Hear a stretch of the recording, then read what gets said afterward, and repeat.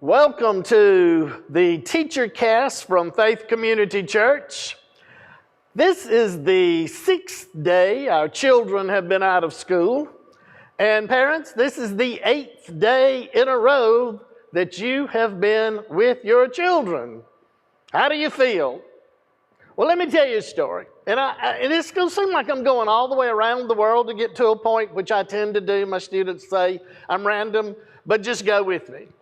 In 2005, Lincoln County Red Devils played Washington Wilkes Tigers for the state championship. Now, we always know that's a big game. I mean, they even named it Highway 378 Rivalry. I mean, it's a big deal. But the fact that our school was going to play Washington Wilkes for the state championship, people, that was special. And I was talking to a friend of mine about this, and he said, you know, this is just a really big deal. I mean, this is historical. I mean, something like this has never happened before. This is like snow. Think about that for a minute, folks. In the South, snow is special. We don't get a lot of it. And here lately, I guess with global warming, we get even less of it. But think about when the weatherman says there's a chance of snow. Boy, howdy. You go to the grocery store, everybody is buying milk and bread. Now, I don't know why we're going to just subsist on that, but they say we're going to buy milk and bread. For some reason, toilet paper never came up during that. But milk and bread. And we get it and we go home and we wait. And the snow begins to fall. And man, it's magical. We watch it fall. If it sticks, we get to go out and play in it. And if it's really cold, we get back inside and we drink hot chocolate and we curl up, put on a good movie, got popcorn.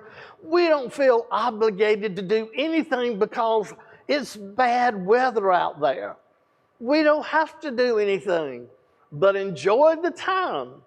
And we know it's going to come to an end. We know that we're going to go back to school because around here, snow lasts what? 3-4 days max. This is different. A lot different. One, we don't know how long we're going to be out of school. We don't like that element of uncertainty. And let me tell you who really doesn't like it. And they may not even know how to verbalize it, and I don't care what age we're talking about. Your children don't like this element of uncertainty. I grew up in an alcoholic home. Things were often uncertain. I like predictability. I like routine. In fact, what some people call a rut, I call routine. And that makes me feel so much better having that routine. Now, there's some things that you can teach your children that can make this whole experience, whether we go back to school Monday, or whether we go back to school May, or whether we go back to school August.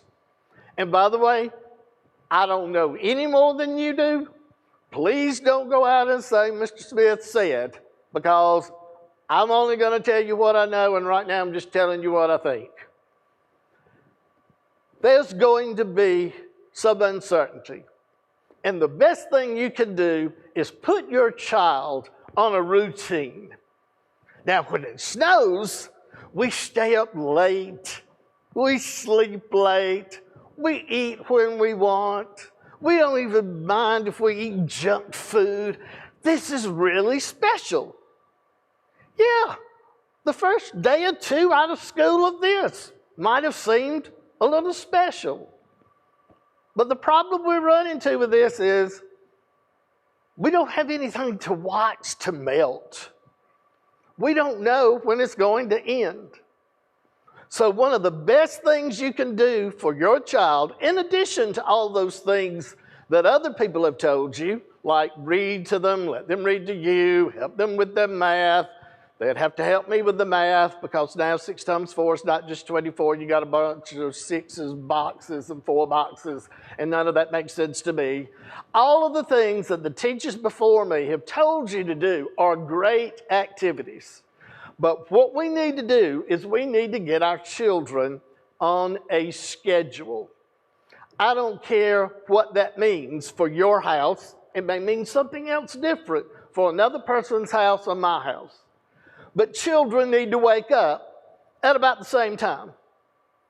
They need to eat breakfast, have a moment to chill, and then there needs to be some time in there for doing the schoolwork that teachers have prepared and sent home.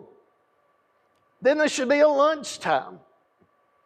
Yeah, throw in a recess for younger kids, or throw in some chill time for teenagers. Get on your devices, check in with your phones. Then if there's more schoolwork to be done, do it. Try to have dinner, if possible, at the same time. And, particularly for younger ones, try to have a set bedtime. The days need to feel as normal as they possibly can. And because they have been conditioned all these years, then they will find comfort in that. And that's what we need to do to help our children through what's going on, is we need to help them find comfort. We don't need them anxious. We don't need them worried. In fact, we don't need them watching a lot of television and hearing about so much of the virus here, there, and yon. That's overload. And it really can be frightening. Now, the other thing I want to address is disappointment. And this really may be going out more to older kids, particularly the seniors that we have. First of all, I am not saying that we are not having prom. I am not saying that we're not having graduation. I am not saying any of that because not only do I not know our administration, our Board of Education, none of us know just yet what's happening with any of that. But I do know what's happening with our spring musical. We are having to postpone that. And we got a little lucky with this. We only have one senior in the class. Now, I'm devastated for that one senior.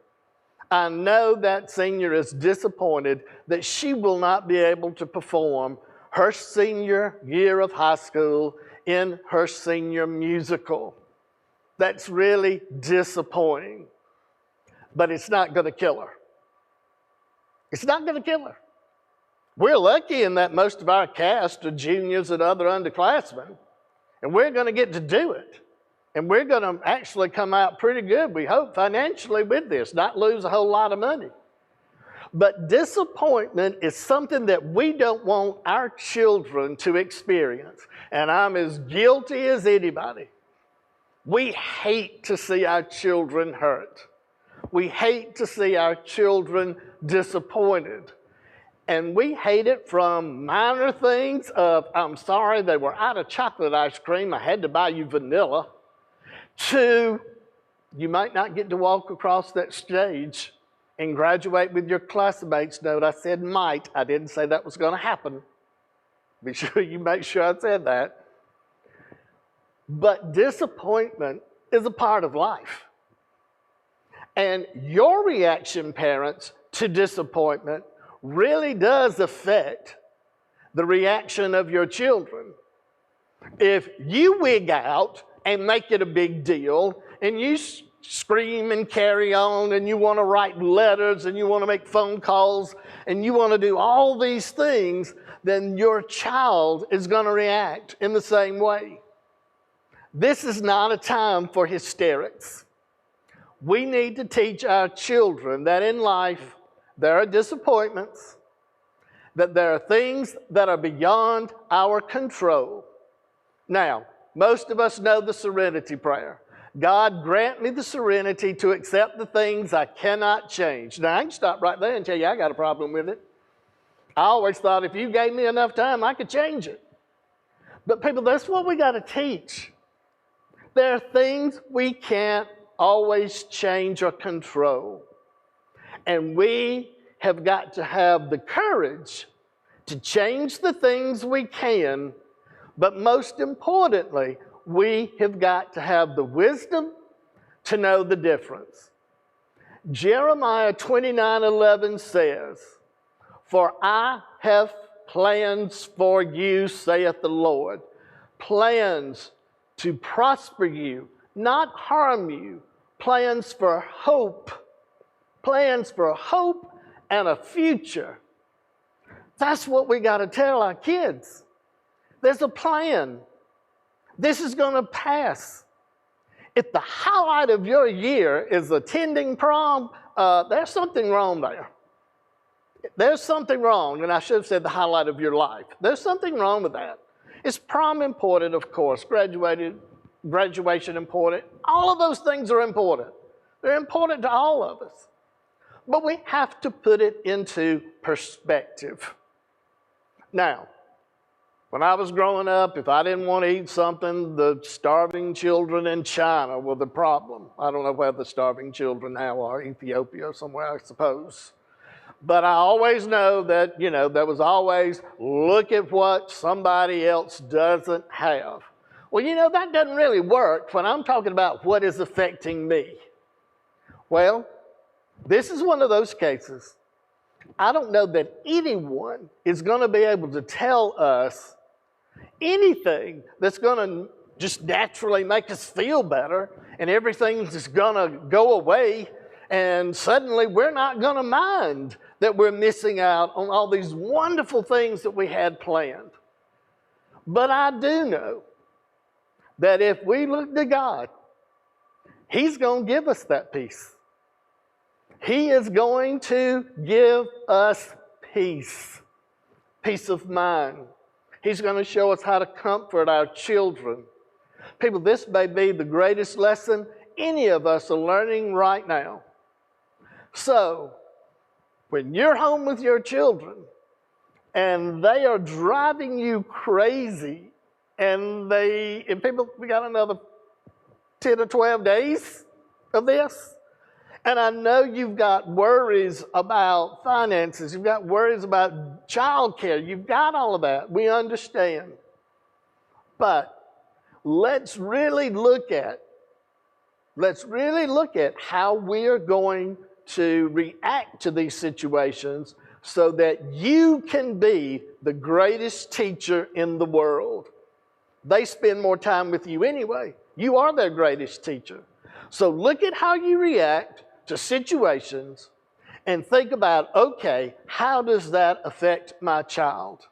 And I do still say, if you can get your child on a routine, that all those packets with all those papers or all that Google Chrome stuff that I don't know anything about, when you've got all of that in front of you, then you can sit down, get it done, and life can be as normal as we can possibly make normal right now. It's a new normal. We're sort of tired of hearing that. Unprecedented times. Tired of hearing that. Cliches become cliches because they're true. Now, I hope y'all have a great day. We don't have any snow to watch the melt. In fact, it's sort of hard to quarantine yourself when it's pretty days and you want to get out and do something. But remember, if we do what we're supposed to do, and we teach our children that as well, then we can end this thing sooner than ever. There are going to be some teachers later, after me, who are probably going to give you a much better ideas of what you could actually do with your children. But I think that we have got to show them that our reactions matter. And God is going to take care of us. Hang in there, folks. We got this.